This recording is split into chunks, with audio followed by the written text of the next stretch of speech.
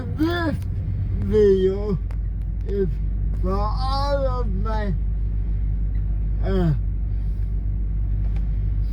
developmentally challenged / strictly physically challenged people who use equipment that they have to have or service every now and again. And I have a question for you. How many times have you called up your service technician for whatever piece of equipment you have, whether it be a wheelchair, whether it be a Hoyer lift, whether it be a bed that raises and lowers? How many times have you called them up and told them you had a problem? They came out, do what they call a evaluation to see what parts you need to fit your piece of equipment that you depend on. The technician says, oh, it'll only be a couple of weeks, and if you don't know any better, you say, oh, hey, it'll be a little bit less for a few weeks than I'll make it through. But then the technician fills out the paperwork, submits it to the insurance company, and then because of all the insurance bureaucracy that the whole world deals with, is that especially the physically challenged part of the road, because we as a devil can't afford the pieces of equipment that we rely on out of our own pocket. So the insurance companies have it by, or have us by the scruff of the neck, and they know they do, and so the insurance submits it to the insurance company. The insurance company looks at it to spray the feet, and before you know it, 3 weeks turned into 3 months. We still don't have the equipment or the parts we depend on to live our lives and to do so safely. I ask you, how is this acceptable? And my answer to that question is, it's not acceptable, because as I stated earlier, we depend on whatever equipment, supplies, tools we need to live our lives. And when we don't have it, we're kind of stuck without it. So it's the insurance company. You call them up, or you call up your service technician. They tell you, oh, we're still waiting on the insurance company, because the insurance company doesn't want to pay, because they're so worried about putting money in their pockets. Meanwhile, you go round and round, and they take another 3 months, and you still don't have the equipment. You say, oh, on the other hand, when your service company finally does get the parts that you ordered, it takes them another month to get allowed to put in the month for you, because like the insurance company, they also concern more about making money than they are giving quality service. Meanwhile,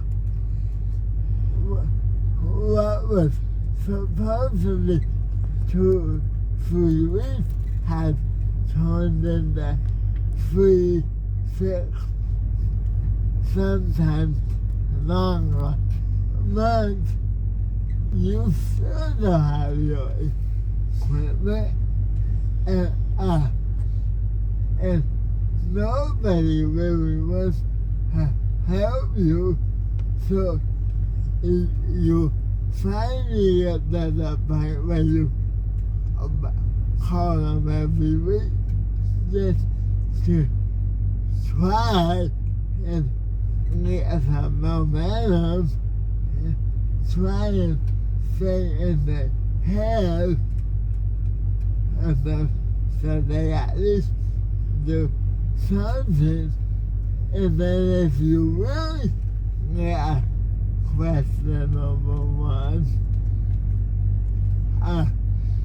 they come up with excuses like, oh, my receptionist lost paperwork, so then you have to restart the whole process over again and start from zero, because some paper person lost your paperwork. That's not acceptable. I bring this up because at the time of filming this video, with this video is being filmed late in January of 2025, and at the time of filming, my power whip needs a little work. It needs new armrest, it needs a new backrest, I need some new casters for my wheelie bars, and a few other odds. Nothing that's gonna stop me from moving or anything. But so that's September or August of 2024, I put in an order and they told me basically what I just told you with this. They said, oh, it'll be 3 weeks or a month. Well, I knew better because I've been playing this messed up ball game for my whole life. So I knew better than to believe them. And the furthest that I believe knew better than that I knew better than to believe them. But I ask you, well, first of all, I am lucky because of the fact that my father slash family is very, very mechanically inclined and very capable of fixing just about anything we need to. But not everybody has that luxury. So I ask the people who see this video who don't have that luxury, what do you do?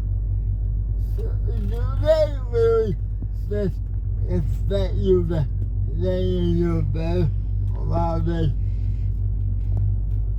supposedly fix your piece of equipment that you rely on for 3, 6, 9, 12 over a year? That's